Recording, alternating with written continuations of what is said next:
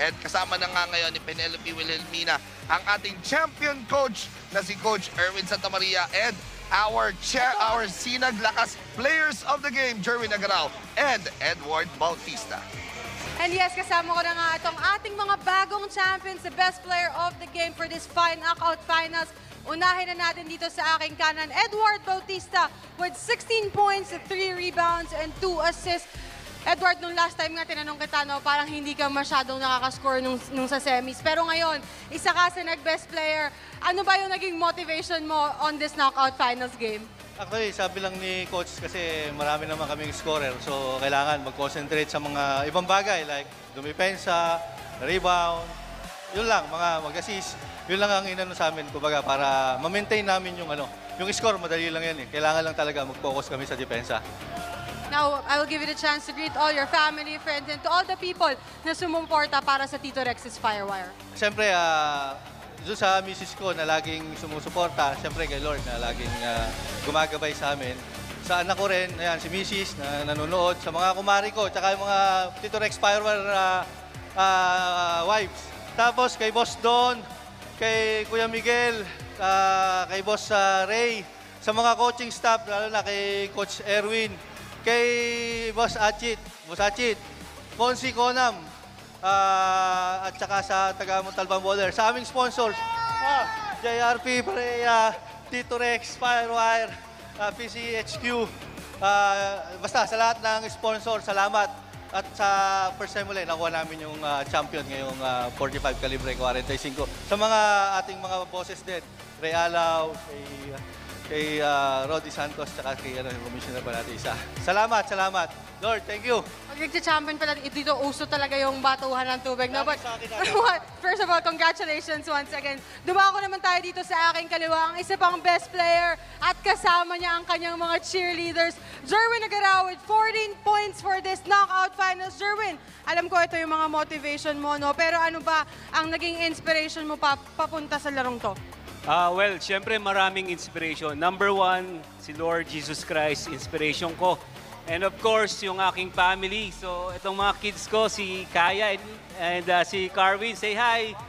And syempre yung wife ko, si Iya, naging motivation ko rin, inspiration ko rin. Yung, syempre yung mga owners ng Tito Rex's and Firewire. Si Don, si Joel for trusting me, si Coach Erwin, for not getting tired of teaching me yung mga ways niya, my teammates, sa mga support.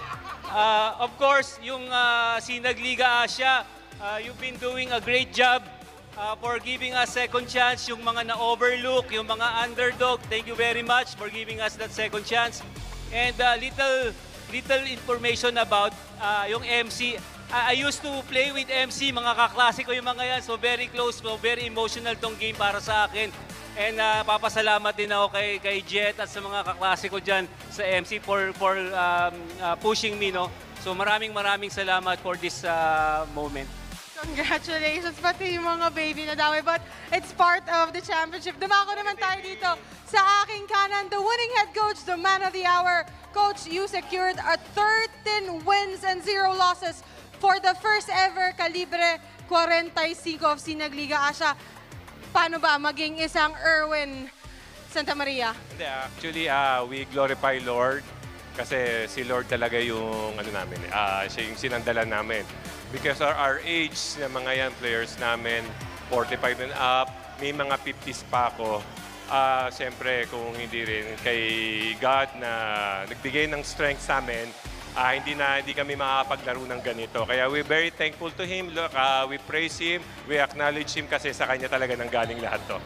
Now, Coach, I will give you also the chance to greet all your family, friends, and sa lahat ng sumuporta para sa buong season na to.